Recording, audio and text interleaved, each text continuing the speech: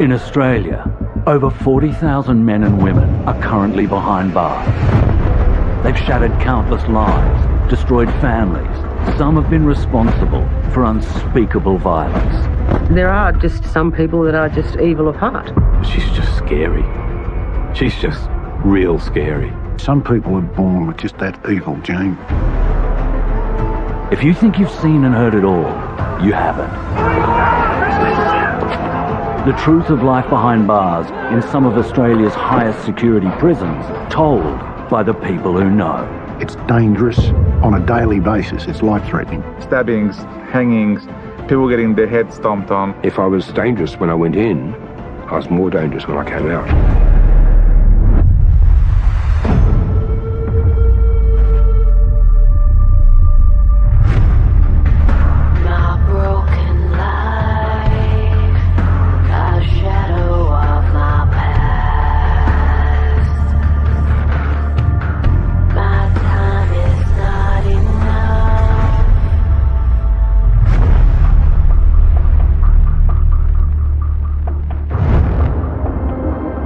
How you going, Angela? In this episode, you'll meet the girl next door who's covering up a hideous crime. I think she's evil.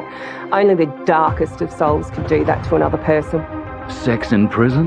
You'd better believe it. It's rampant. It happened every minute of every day. And the story of one of Australia's most dangerous prisoners, a psychopath responsible for one of the most callous murders of recent times. He told us that he was going to get somebody when he got out. He said, "You watch what I do." I wish we'd given him a hiding for that.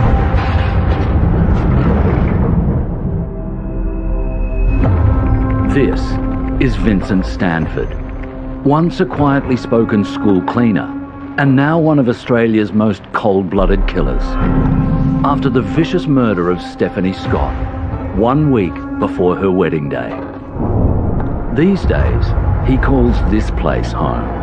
21 k's west of Sydney, Silverwater is one of Australia's most notorious prisons, having housed some of our most dangerous and despised criminals for the last 50 years. Now he fills his time cleaning walls and floors for $17 a week. I think Vincent's in the right place. I believe that some people are in a category where they're so dangerous and potentially such a risk to the community that he could kill somebody else. Life means life.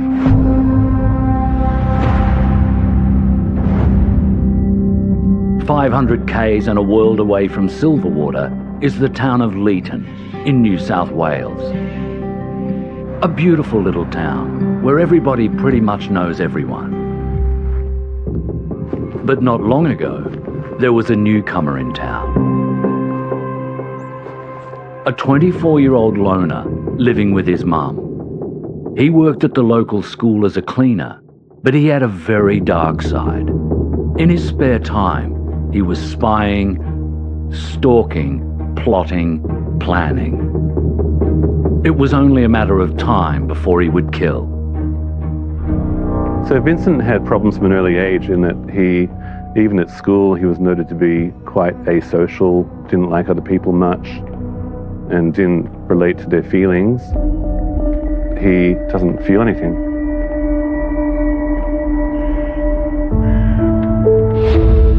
In total contrast is 26-year-old Stephanie Scott. On Easter Sunday, she was back at school, preparing notes for her relief teacher before going on her honeymoon. But unfortunately, Stephanie was not going to make her honeymoon. She was not going to walk down the aisle. She was not even going to see out the day. Vincent Stanford would make sure of that. As at April 2015, Vincent Stanford was working as a cleaner at local schools in Leeton. He was cleaning the school on a Sunday, and Stephanie Scott come in preparing to do a handover, and he was cleaning and saw her, and there was opportunity. New South Wales Police have grave concerns for a woman missing in the state's Riverina region. 26-year-old Stephanie Scott was last seen at Leeton High School on Easter Sunday. The teacher was due to be married this weekend. I know that she wouldn't have cold feet. Just like bad thoughts now. Stephanie's loved ones had no idea that just down the road, behind closed doors, Stanford had been planning this opportunity for some time. He'd ordered a kill kit online the previous week with a knife and cuffs. And it looks like the target was actually his neighbour, a 12-year-old girl who lived next door. Because he'd taken well over 1,000 photos of her, videos, had an exercise book with a name written on it. The word slut was written right throughout the book. So the plan looked to be abducting and killing the neighbour. There were 2 other women he was stalking and following in Leeton around that period. There'd been internet searches on rape fantasies, necro rape, so having sex with a dead person. He was cleaning and saw her and grabbed her, beat her in the head multiple times. Then the sexual assault took place, and then stabbed her twice in the neck and killed her. Then cleaned up afterwards. Unbelievably, he'd worked up an appetite, taking a lunch break with a coffee and a cheese sandwich. He later took her body to a national park about 50 kilometres away and set her alight. And used an accelerant and petrol, with most of the burns being to the groin area. And then took photos and kept her bra. So I guess they're souvenirs. Police launched a widespread search. Stanford had done a terrible job of getting rid of the evidence, leaving Stephanie's car in an open field, flinging her laptop in the local river, and bizarrely, mailing her precious rings to his twin brother. On the day Stephanie disappeared, Stanford was the only other person seen at the school, so police had him down as their #1 suspect. 3 days after his brutal attack, Vincent returned to the scene of his crime to relive his horrific handiwork. Police set about doing a thorough search of his home, a search that uncovered a school lanyard and keys that matched Stephanie's. During their search, Stanford returned home, calmly telling police he'd been out taking photos. When they looked at what was on the memory card, what they found shocked them to the very core. Coming up next on Australia's Most Dangerous Prisoners, the brutal discovery that left everyone shocked. Was the body well light when you left, or you didn't take much notice? Or yeah, it was well light. It took a second. Petrol starts fast.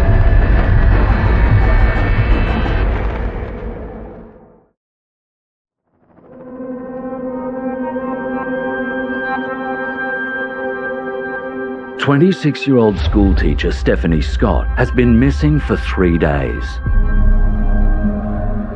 Police are searching the home of school cleaner Vincent Stanford, the prime suspect in her disappearance. Stanford's returned home, casually saying he'd been out taking some snaps. But when police look at his camera, what they see stops them in their tracks. What they see is chilling. Pictures of a burned, charred body. Despite his claims that they are pictures from a horror film, they know this is no make-believe. They know the images are sickeningly real. Behind this blanket is the man police believe killed bride-to-be Stephanie Scott. Vincent Stanford was driven to Griffith Court and was formally refused bail. The local town was stunned. Things like this just don't happen in Leeton. Now what you're about to see is the most chilling confession police have ever heard. I picked her up from behind with my right hand over her mouth and my left hand around the middle. I dragged her into the store. I closed the door behind us, shoved her on the floor, and beat her to death. You say with your fists? Yes. Did you use any other weapon? I did use a knife as well. Quite unusual to meet people like that just really seem to want to kill for the fun of it. This is really killing because it feels good. Was the body well light when you left, or you didn't take much notice? Or Yeah, it was well light. Took a second. Petrol starts fast. Tells me he's got sadistic killing fantasies and enjoyed it.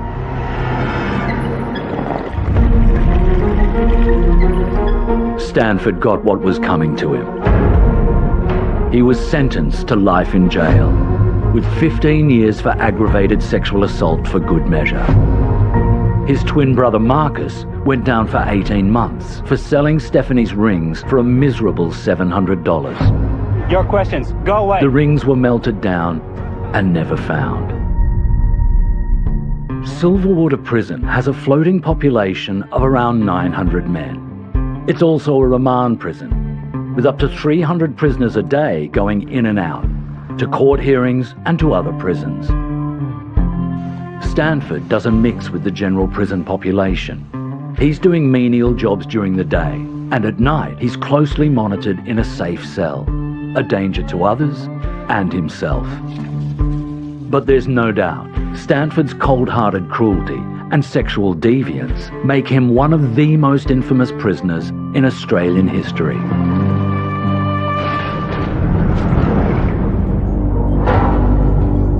Now, while men's and women's prisons are supposed to punish and rehabilitate, treating mental illness behind bars is difficult, but they're locked up anyway.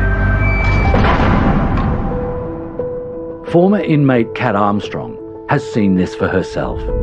I would say 70 to 80% of people sent to prison are suffering from a mental health condition of some type, with minimal support available to them.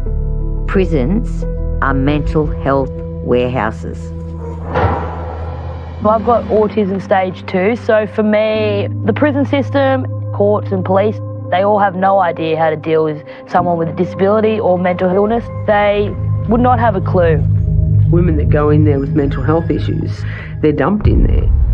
I remember a young girl in there that had the mental age of a 13-year-old. She was in there with career criminals, and it's criminal in itself. We as prison officers are expected to care for these people without being trained. The majority of women in prison who have a mental health condition of some type are placed on heavy psychoanalysis medications as a form of control. It doped me up to the point where I was sleeping a lot, I was lethargic, I was just not myself. I believe they should have therapeutic options of healing, not just being totally bombed out. So prison has taught me you don't want to go back. You're going to come out of there with mental health conditions if you didn't have them in the first place. It's a place just to throw people that do crime and let them rot.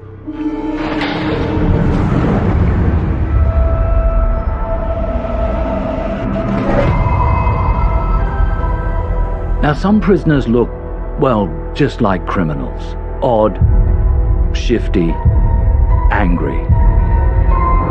But others look perfectly harmless. The girl next door. You don't have children yourself, do you? That big. That big. Excellent. Take Angelica Guevara, for example. The 33-year-old mother of two couldn't look more average. Well, looks can be deceiving. She's been convicted for the murder and dismemberment of a defenseless 83-year-old pensioner. She's serving a non-parole period of 32 years. Here at Adelaide Women's Prison, right in the heart of the suburbs, over 200 other women call this place home from minimum to maximum security, and Angelica was given the longest term for a woman in South Australian history. Guevara's attempts to evade the law and her eventual conviction read more like a Hollywood movie. I think she's evil. I think only the darkest of souls could do that to another person without a sense of remorse or guilt or shame. She's dangerous. Coming up next, witness the extraordinary police work that helped convict a cold-blooded murderer. You're under arrest for the murder of S1E1 McGlynn. Okay.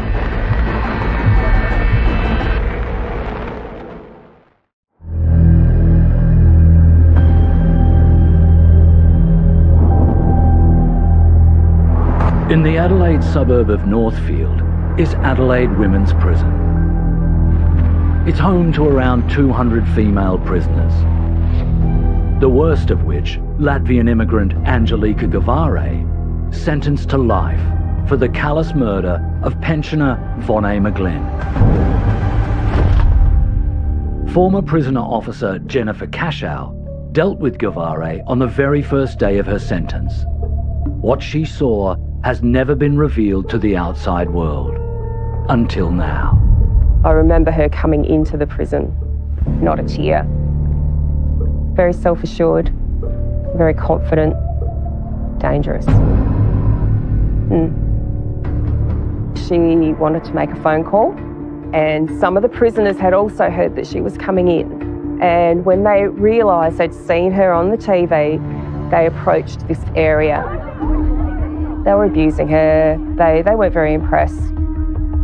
There's no glory in murdering an elderly person. She was looked upon as being a bit of a parasite by the other prisoners. She stopped her phone call and we heard shouting, "I'll fucking fight all you. I'm not scared of you. I'm not scared of one of you. I'll fucking kill the lot of you." She had no qualms whatsoever. She was not concerned where she was. I've never seen that happen before.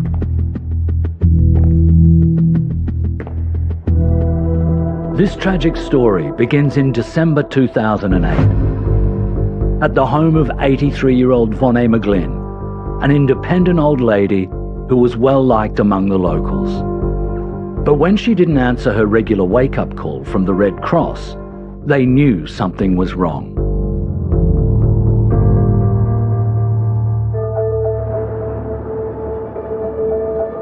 Hi, g'day. Police started knocking on doors, looking for answers, and caught every moment on camera. Just to let you know, obviously, on every time we talk to you.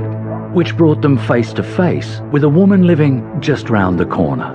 How you going, Angelika? Angelika Gavare. Got a minute to talk? We're still looking. We haven't heard from S1E1 at all. We just can't find it. Yeah. So obviously we're quite concerned about it. Yeah. So we're hoping that you might be able to give us something that will help us find where she is, where she may be. I have no clue. That's what I'm keep asking myself as well, where she could be. Gavare had recently been seen at S1E1's house, so they seemed like friends. According to Gavare, S1E1 had packed her bags and gone on holiday. Just the first of many, many lies. Did she say when she was going away? Well, that's the funny thing, she didn't. She didn't tell you when? Yeah. Did she say where she was going? No, she didn't mention anything at all, where she's going away to. But police knew more about Gavare than they were letting on. They'd been informed that 5 days after S1E1 went missing, Gavare had tried to take cash out of S1E1's account. Not only that, she was clutching S1E1's power of attorney, which was completely fake. It strikes me as quite odd that a lady that goes to the bank very regularly and knows how much money she's got and is quite with it, would then just decide to hand over her credit card and say, get out what you need. Save. Sorry? Save it, 'cause that's credit. Save it. Gavare had a history of small-time credit card fraud, so the police were more than a little suspicious. But what they didn't know yet was that they were about to uncover a crime that would shock even the most hardened detectives. 83-year-old S1E1 McGlynn was last spotted by neighbours on the 3rd of December, pottering in the front yard of her Summerfield Avenue home. She hasn't been seen since, and while detectives say there are no obvious signs of foul play, it's one scenario they're considering.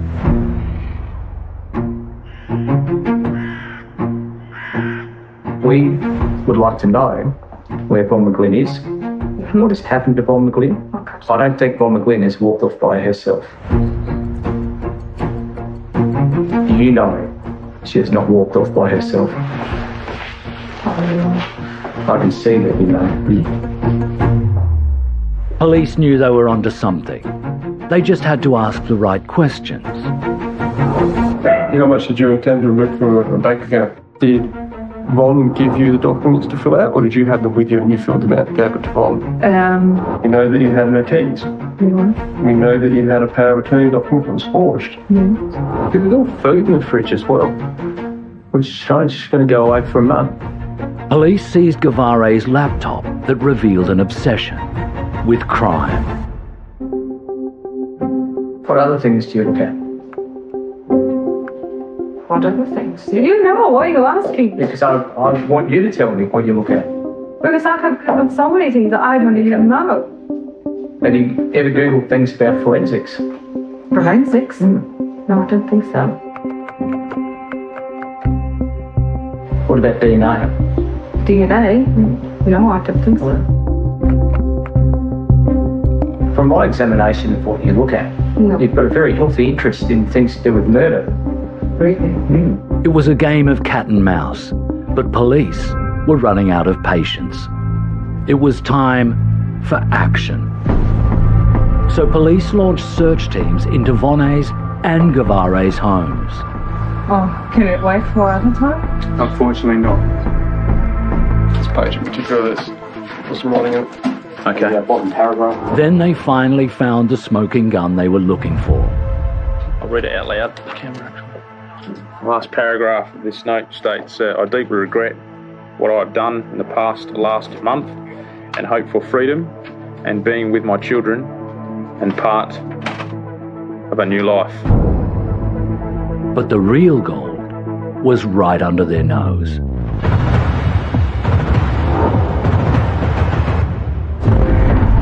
Up next, Angelica finally tells the truth. She laughed about the blood splattering and dismemberment, and the biggest thing that she said to these women was they will never find the head and the hands. And what it's really like in an all-women's prison. You know, when it comes to women in prison, sex, it's rampant. It happened every minute of every day.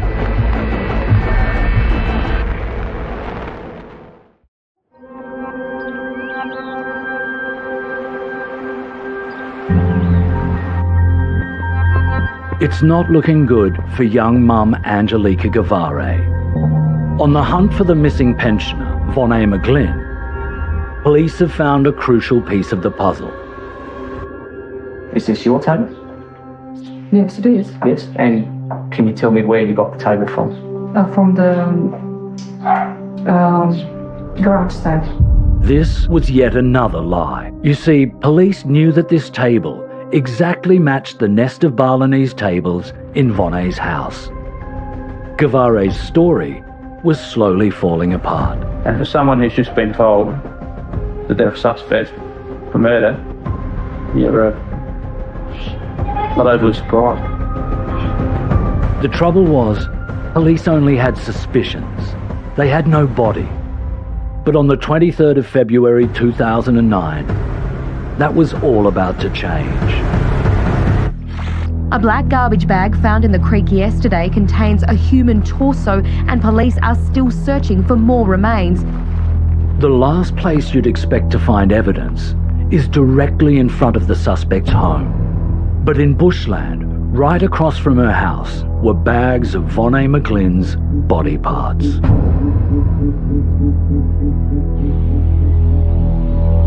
Currently on Roy and Randall at Morphle Vale. You know, you're under arrest for the murder of Vonne McGlynn.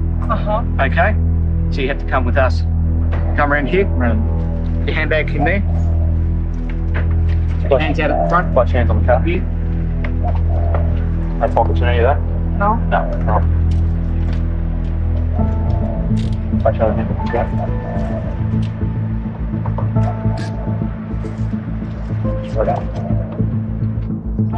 Police made their arrest. They then searched her house on Scottsglade Road and took away more items for testing. Police had Gavare exactly where they wanted her. No more lies, no more laughs, just a woman who killed for money. But not just killed, dismembered. In her own shed. This astonishing crime was making big news. And former prisoner officer Jennifer Cashow was watching it all unfold. She bagged her up bit by bit and she popped those pieces into plastic bags into her child's stroller and walked them along the creek bed, disposing of them randomly. It's a pretty horrendous crime. Bizarrely, it all took place on Gavare's 33rd birthday. Good evening. Latvian immigrant and mother of two, Angelika Gavare, has begun serving a life sentence after being found guilty of murdering Ranella pensioner Vinay McGlynn. In sentencing Angelika Gavare, Justice Trish Kelly described the murder of 83-year-old Mrs McGlynn as a crime in the worst category, actions of a greedy, narcissistic and deceitful woman. And so, in November 2011, Gavare set foot in Adelaide Women's Prison for the very first time. Now she starts each day at 7:30 and has to be back in her cell by 11 p.m. By all accounts, she keeps to herself, with few friends inside. But even Gavare couldn't keep all her secrets locked away forever. I was approached by a former prisoner and she said to me, Gavare talked about the crime one night.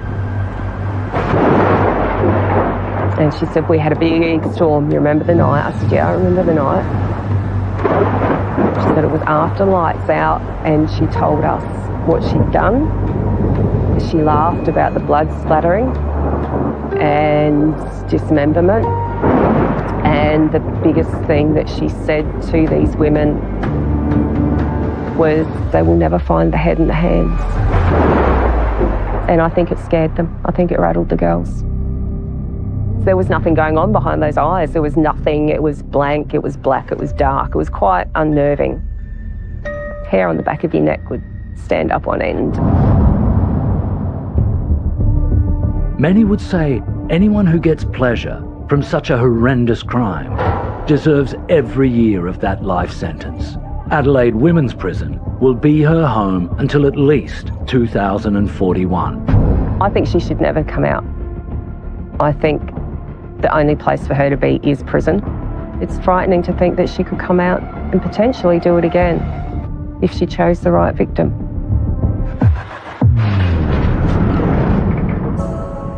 Prisoners don't have much of a life inside. The only thing they have is time. Prisons have few home comforts, and most prisoners adapt to the life behind bars as best they can, even when it comes to relationships. And former inmate Kerry Tucker has seen it all. You know, when it comes to women in prison, sex, it's rampant. It happened every minute of every day. When you're doing night patrols and you're sighting your prisoners through the little windows at night, and you will see, you know, two prisoners having a little bit of special cuddles. How much of that was willing and how much wasn't, you'll never know. You never know. Women that come in, and particularly the young girls, they're always up for the sex. The older women experiment and develop relationships with other women. Many women coming into prison who come in heterosexual became lesbians with other female inmates. The reason, I believe, was for the companion and the comfort more so than the sex. And these are women whose husbands or partners will come in and visit them, and they'll kiss their girlfriend on the way out to the visit. And they'll go out and then they'll kiss the boyfriend or the husband and want to hold hands and, you know, I love you, I miss you, and then go straight back into their girlfriend's arms. I don't think these men had any idea of what was going on inside the prison once they'd left the visit.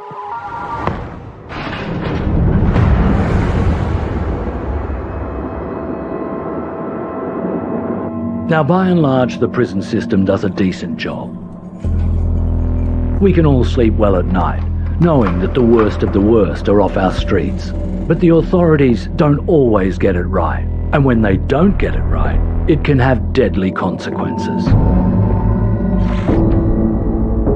These are the last steps evil killer Sean Price will take outside jail, a place he should never have been allowed to leave.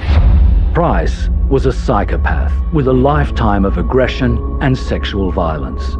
And he'd been in and out of prison most of his life. But he could never control the personal demons that lurked inside. Because he'd warned us that he was going to do something. He told us that he was going to get somebody when he got out. He said, you watch what I do. I wish we'd given him hiding for that.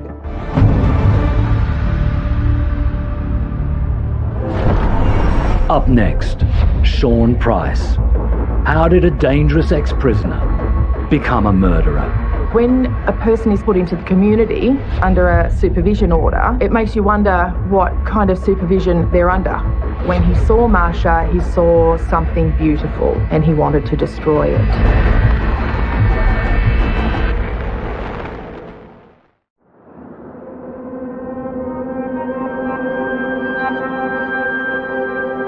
I think what you did to me was very unfriendly and not very good for my rehabilitation. Meet Sean Price, a 31-year-old with a history of serious sexual crimes. You can't let darkness overcome you, all right? But in March 2015, his savagery reached a whole new level. He murdered schoolgirl Marsha Vukotic in cold blood. In return, Sean Price now spends his days in this place. Barwon Prison is a maximum security facility in Geelong, Victoria. Home to some of the most dangerous men in the country. And among the 450 inmates, Price is one of the worst. I first met up with him. I was working in the prison gym. I'd done a bit of boxing. Sean used to come up and he thought he could box. So I tried to get him to box with me one day and he wouldn't. And I thought it was just so typical, you know, they talk a big game and then, you know, you look at his record and it's mainly just innocent, you know, women or small people, and it's just, I can't respect that.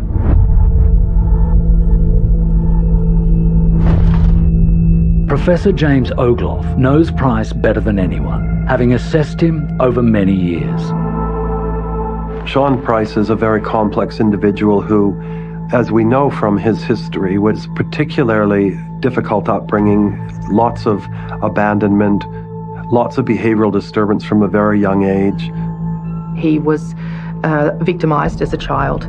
Things like having cigarettes stubbed out on his face, and certainly his behaviour as an adult, I would say, bears that out. There are lots of convictions for stalking, for aggravated burglary, and then for rape. So he was somebody who had this unpredictable, angry flavour to him. Sean was someone who very much saw himself as a victim, but he also had underlying mental illness. Early on, he'd been diagnosed with schizophrenia, so a very complex but damaging person.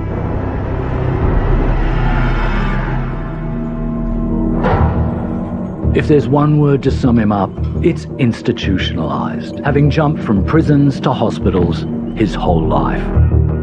This is a man who just couldn't cope in the everyday world.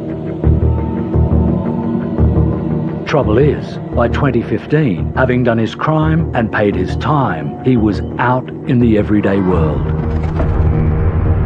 and placed on what they call a 10-year supervision order.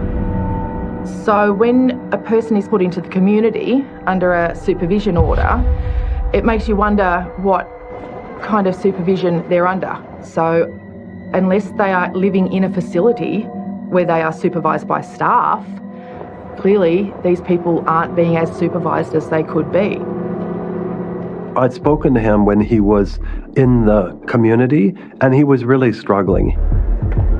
To ask Sean Price to go and live in the community, control himself, take his medication and report himself for supervision is a step beyond, many steps I would suggest, beyond what he's capable of. By March 2015, he was living alone and bored. A ticking time bomb waiting to go off. So he left early-ish on that morning and he took with him a spare t-shirt and a kitchen knife. He certainly seems to have left the house with an idea that he might at the very least attack someone with that knife and that he wanted to be able to change his shirt after he had done that. The criteria in his mind of the victim he was looking for, he wanted somebody who was rich in his mind, someone who was, I guess, privileged in his mind, the opposite of how he saw himself. I think he spent all day thinking about it, all day looking at people, which is really chilling to think about the number of people he sized up during that day and for whatever reason didn't choose.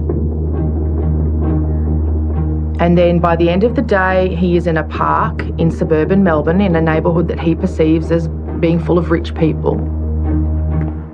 And he saw Marsha and they really just crossed paths completely out of the blue.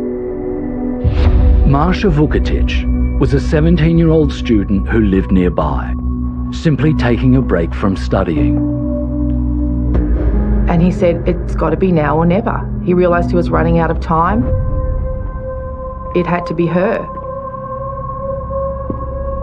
In his kind of psychosis, in the way that he sees the world, he said she looked like a fairy tale character, attracting birds. When he saw Marsha, he saw something beautiful and he wanted to destroy it.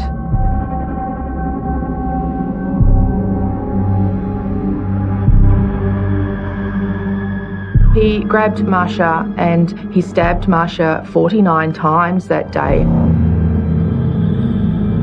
concentrating on lethal places, he said, in her body, her throat, her chest, making sure that he didn't make a mistake. He was looking for a murder charge. It was dusk.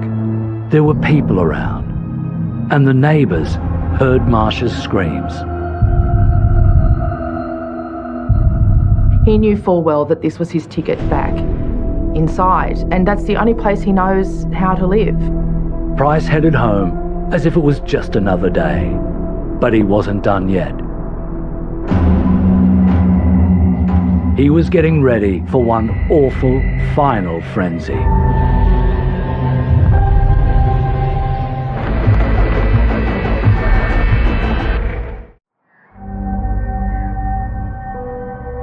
On the 17th of March 2015, convicted sex offender Sean Price murdered Marsha Vukotic in cold blood. 2 days later, he was hungry for more. In the hours before handing himself in, the 31-year-old allegedly went on a rampage, attacking a man, attempting to carjack a 77-year-old and sexually assaulting a woman. There were a lot of people within corrections in Victoria and within the mental health system who had a terrible sense of knowing that he shouldn't have been back in the community. And I remember the judge questioned how is it that he was actually in the community, and certainly with the benefit of hindsight, I would agree he shouldn't have been in the community.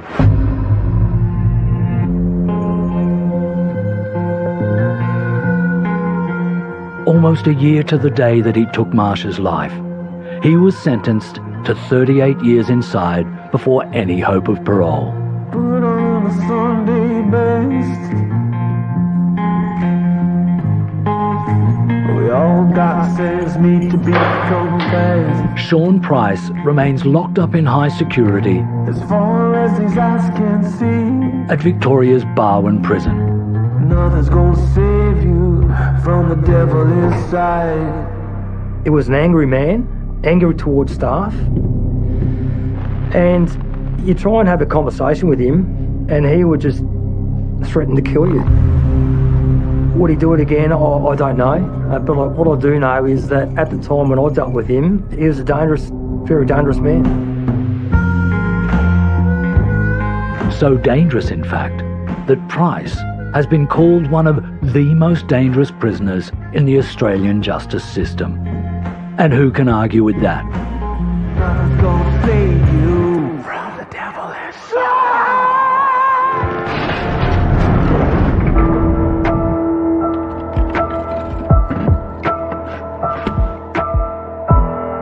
There are 40,000 prisoners across the country, and with many of them locked up for life, the air is always thick with tension. But during COVID, with a lack of visitors and plenty of lock-ins, tension reached boiling point. When they're locked in, they get angry, they get irritable, and they've got more time to be able to think about things that they want to do, which are negative things, they're not positive things. And so when you finally open up the wings, they're aggressive and they want to argue back, and then situations happen. Push, push, push, push, push. If he comes on your end, shoot him. We had riots at Parklea, which was extremely hard. In July 2021, at Parklea Prison in Sydney, 60 inmates went out of control, 14 of them making it onto the roof. Inmates are coming at us with violence and with weapons. Weapons that are trying to burn the place down and trying to kill you. You know, your adrenaline is working in overdrive. Straight line, guys, give us cover.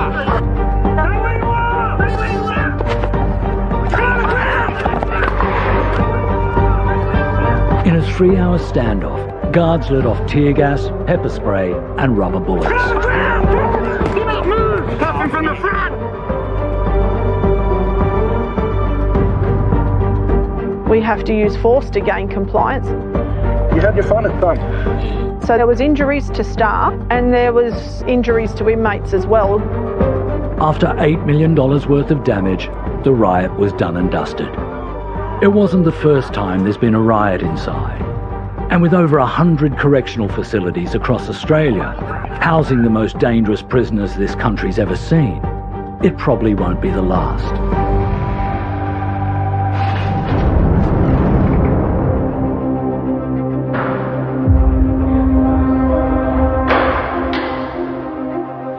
Vincent Stanford will spend the rest of his life in prison. Angelica Guevara can't apply for parole until 2041, and Sean Price, 2053. All three have many long nights ahead to ponder their evil crimes. I generally believe that people should be rehabilitated and treated to the maximum amount possible, but I believe that some people are in a category where they're so dangerous and potentially such a risk to the community that that's not appropriate. I believe everybody has a right to a second chance, but is she remorseful? Does she fully comprehend what she did, or does she still think that that was her right to take what she wanted? And will she come out at the other side of it if she's released with that same mindset? I can't imagine a world in which Sean Price would ever receive parole. I honestly can't imagine a world in which he would apply for parole. I don't think he wants parole, and I think if he were threatened with parole, he would do something to derail it.